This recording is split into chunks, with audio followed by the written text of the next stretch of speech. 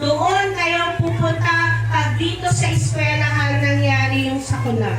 Okay. So, ito po yung map po natin na kung saan yung space po sa school natin na hindi kayo safe na pumunta. Lalo-lalo na kapag tag-ulan. Una, doon po sa school canteen, sa likod niya. Okay. Dito po sa harap po ng sa mga daanan po natin kapag panahon po ng tag-ulan, nagkakaroon po siya ng lumot. Kaya see to it na safe po kayo. Huwag po kayong takbo ng takbo. Okay, dito rin po sa may daang semento dyan. Okay, halos lahat po makikita po ninyo, yung mga mark na kulay red po, yan po yung mark na hindi po basta-basta safe dito sa school natin, lalo-lalo na kung matagal na po umulan. Okay, naintindihan po ba? Okay, Madam Gina, pwede po bang ipakita? Makakalimutan na yung dapat Okay, sabi niya ba? And cover and hold. Okay, ganun po na ginagawa natin. Find a way out kapag nasa bahay po kayo. Okay, patilain muna yun doon bago po kayo lumabas. So, ganun po pesa. Kuya, huwag kayong umupo, maapakan kayo na naliligo. Ito o,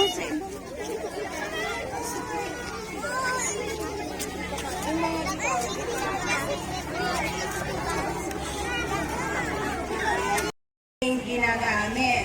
Okay, naintindihan? Next. Kapag may nasugatan, dapat mayroon din tayong nakalagay na mga bandage. Alam nyo yung mga bata, kapag nasusugatan sila, diretso na po sila sa akin. Okay. Ako po yung nagagamot, sugat man, kahit na ano. Okay, mayroon dapat na gamot na dala-dala. Okay, next. Okay, meron din tayong, ano po ang tawag natin dito? Kutsilyo. Okay, ito yung tinatawag natin na Swiss knife. Ibig sabihin, may mga pagbukas na po na mga dilata dito. Okay, pwede rin pag-slice. Halimbawa, okay, kayo ay mayroon din po tayong tali. Bakit kaya mayroon tayong tali? Kasi, ano yung ginagamit natin kapag malakas ang ulan? May ganito kayo? Opo.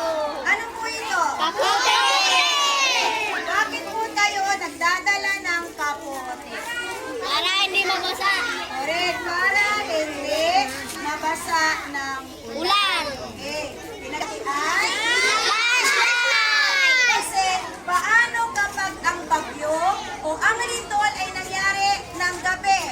Ang ganda ng tulog nyo, tapos umuuga na yung lupa. Dapat may flashlight po kayo para alam nyo kung saan kayo lalabas. Kasi kung wala kayong pagkain, manghihina kayo doon sa pupuntahan ninyo. Dapat ang pupuntahan ay evacuation Center. Alam nyo ba, halimbawa malakas ang bagyo, saan kayo pupunta? Evacuation Center. Okay, sa Luna, saan ang evacuation Barangay center? Hall. Okay, sa daycare, sa Luna National High School, at saka sa Barangay Hall. Halimbawa, hindi na safe yung bahay nyo. Alam nyo, magigiba na siya. Nabagyo na. Pupunta po kayo sa evacuation center. Libre po yung inyong pagkain doon. May ibibigay na unan, kulambo, mga kumot sa evacuation center. Sagot po yan ng ating Kapitan.